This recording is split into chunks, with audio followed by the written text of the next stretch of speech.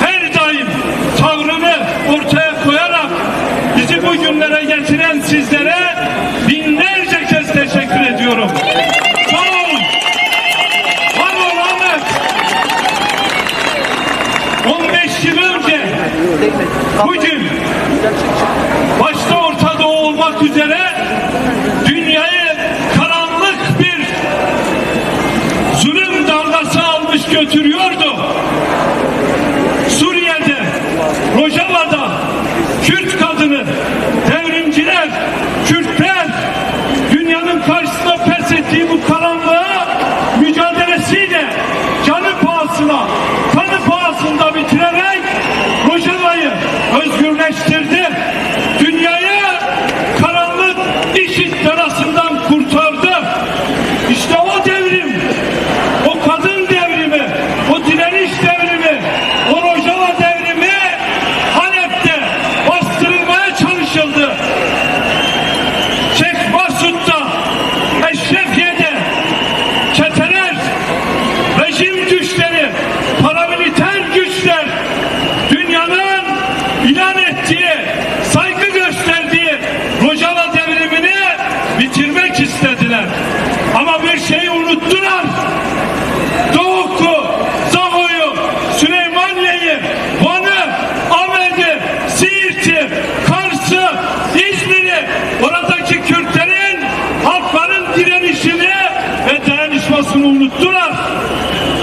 Bugün Rojava'da 30 Ocak antlaşması varsa tam da Süleymaniye'den Doğuk'a kadar, Hevler'den Koçman'a kadar sizlerin mücadelesi sayesindesiniz. Bir kez daha sizin bu direnişinizi kutluyorum. Siz olduğunuz için 18 Ocak teslimiyet anlaşması yerine 30 Ocak'ta bir anlaşma imzalandı. Bizler Rojava devriminin devamcılarıyız. Rojava'daki bu antlaşmayı sonuna kadar takip edeceğiz, izleyeceğiz. Rojava'nın dünyaya armağan ettiği kadın devriminin, halkların, kardeşliğin bu devriminin başarıya ulaşması için dün olduğu gibi bugün Ahmet'te on binlerle birlikte takipçi olacağız. Herkes aklını başına toplasın. Hiç kimse Kürtlerle, özellikle Rojava'daki Kürtlerle oyun oynamasın. Kürtler demokrasi istiyor.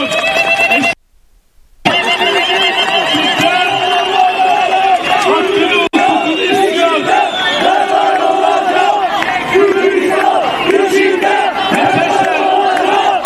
Ateşe yönetimi bunu da çok iyi görsün. Kürtler Suriye'nin demokratik bir parçası olmak istiyor. Ama hakkıyla, ama kimliğiyle, ama statüsüyle birlikte. Eğer Suriye rejimi 30 Ocak'taki anlaşmaya uyar, bunu doğru bir zeminde hayata getirirse, başta Suriye olmak üzere Orta Doğu kazanır, Türkiye kazanır, hepimiz kazanırız. Oradaki demokratik adımlar buradaki sürecin ilerlemesini sağlar. Bakın, günlerdir meydanlardayız. Kürtler onurlu bir yaşam istiyor. Kürtlerin kimsenin toprağında, malında, canında gözü yok. Ama Kürtler istiyor ki herkes de onların diline, kimliğine, hakkına ve hukukuna riayet etsin. Kürtler istiyor ki insanca yaşasın. Dünya insanlık tarihine IŞİD gibi karanlık bir belayı yenerek adını altın harflerle yazdıran Kürtler onurluca yaşamak istiyor. Bir 100 yıl daha Süleymaniye, Doğu, Ahmet, Zaho metropolde yaşayan Kürtler statüsüz yaşamak istemiyor. Dilsiz yaşamak istemiyor. Onurluca yaşamak istiyor. Değerli halkımız, Rojava devrimi öyle basit, üzerinden geçilerek unutulacak bir devrim değil. Devletlerin bile önünden kaçtı o karanlığı Kürtler yenerek dünya insanlık tarihine adını altın harflerle yazdırdılar. Şimdi Dünya Rojava Günü ilan edenlere de sesleniyoruz. Uluslararası demokratik kamuoyuna da sesleniyoruz. Dünyayı beladan kurtaran Kürtlerle dayanışma günüdür. Kürtler dünyayı bir beladan kurtardılar. Siz de Kürtlerle dayanışma içerisinde olmak durumundasınız. Kürtlerin bozdurulmasına, yok edilmesine, 100 yıl daha dizsiz, statüsüz kalmasına asla ve asla izin vermeyeceğiz.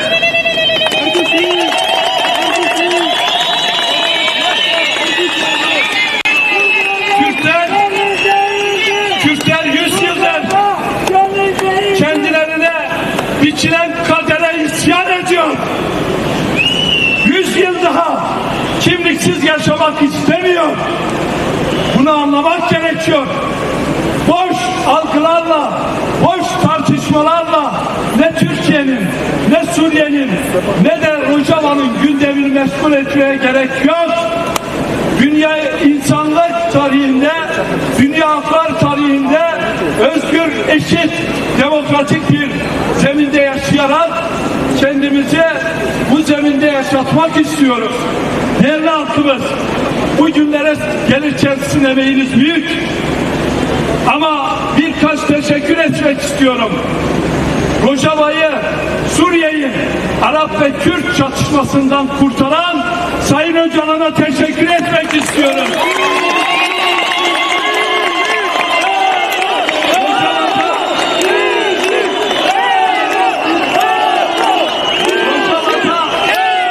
Kürtlerle Araplar karşı karşıya getirilerek bir iç savaş tezgahı yapıldı. Sayın Öcalan bu oyunu da boşa çıkardı. Buradan kendilerine selam, saygılar ve teşekkürlerimi iletiyoruz. Yine Sayın Mesut Barzani'ye de teşekkür etmek istiyorum. Başından beri yapıcı tutumuyla birlikte 30 Ocak Anlaşması'nın oluşması için büyük katkılar sundu. Bir teşekkür de Neçirvan Barzani'ye, Sayın Neçirvan Bey'e de teşekkür etmek istiyorum. Yine silahların yakıldığı günden beri Kürt halkının yanında olan, barış ve demokrasi mücadelesini her koşulda destekleyen Bafıl Talabani'ye, Sayın Bafıl Talabani'ye de teşekkür ederim.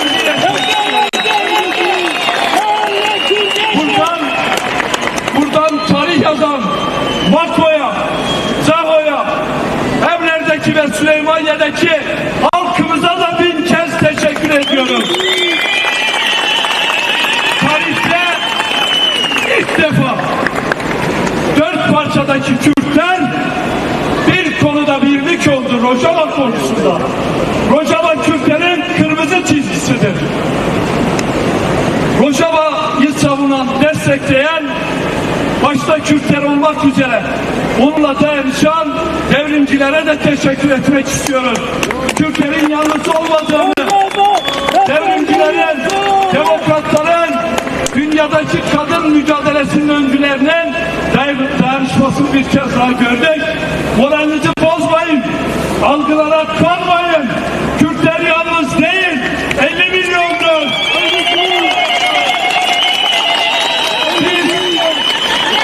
Biz kendi el gücümüzle herhangi bir bölgesel ve hegemonik güce dayanmadan emekçilerin, ezilenlerin alın teriyle, canıyla, kanıyla bugünlere geldik.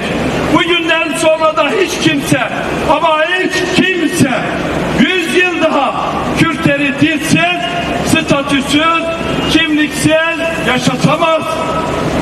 Bizler 100 yıl daha zulüm düzenine evet demeyeceğiz.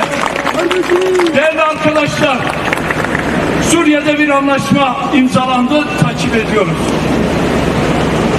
Bu anlaşmayı olumlu görüyoruz. En iyi barış, en kötü barış en iyi çatışma ve savaştan iyidir. Türkiye'li yetkilileri de Rojava'da yapıcı rol oynamaya davet ediyoruz.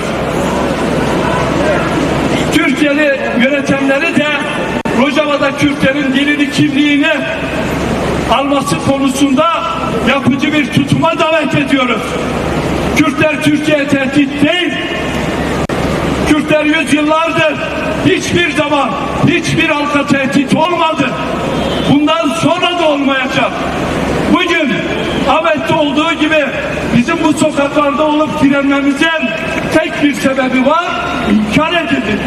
Reddedildik. Bu inkarın, bu reddin, bu tekçiliğin bitmesi için mücadele ediyoruz. Tekçilik bittiği zaman bizler de demokratik bir zeminde insanca yaşamaya çalışacağız. Şimdi anlaşmayı takip edeceğiz, merak etmeyin. Hep birlikte uyanık olacağız. Yeni oyunlara, yeni masa başı kandırmalara hayır diyeceğiz. Demokratik bir şekilde Rojava'yla dayanışacağız. Demokratik tepkimizi demokratik bir şekilde bugün burada olduğu gibi ortaya koyacağız. Ama şara hükümetine devam etten sesleniyorum. Kürtlerin idari statüsü tanınmalıdır. Kürtlerin ana dilinde eğitim görmesi önündeki engeller kaldırılmalı, anayasal güvence altına alınmalıdır diyorum. Bu sürecin takipçisi olacağız. Sizlere, bizi bugüne getiren, Rojava'da yaşamını yitiren, bugün masanın kurulmasına sebebiyet veren, emeğiyle, canıyla, kanıyla birlikte bugünü bize sağlayan ama aramızda olmayan dostlara, yoldaşlara da bir kez daha başsağlığı diliyoruz. Onlar bizim kalbimizin en güzide yerinde hep olmaya devam ediyor.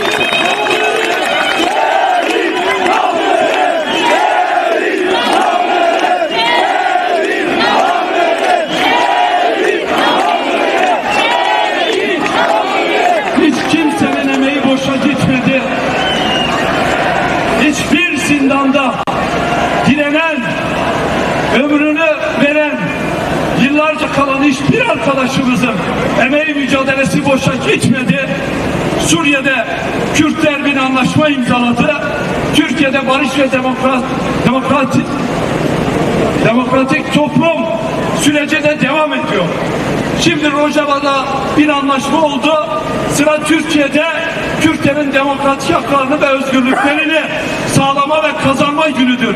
İnanıyorum ki dün olduğu gibi, bugün olduğu gibi yarın da Ahmet partisiyle birlikte, öncüsüyle, önderiyle birlikte Türkiye'de de Kürtlerin demokratik toplum ve barış sürecinin başarıya ulaşması için elinden gelen çabayı ortaya koyacaktır. Carektin Disa,